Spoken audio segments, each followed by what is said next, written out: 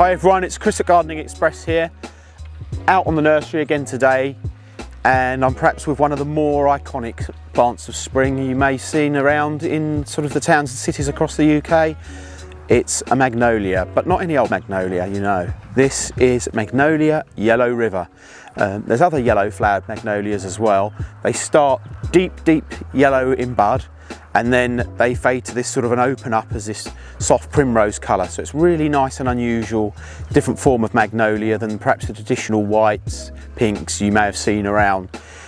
Really versatile plant, really tough, hardy, long-lived. It's got some really great qualities to it. You can keep them pruned and compact as a small shrub, or allow them to grow into larger trees.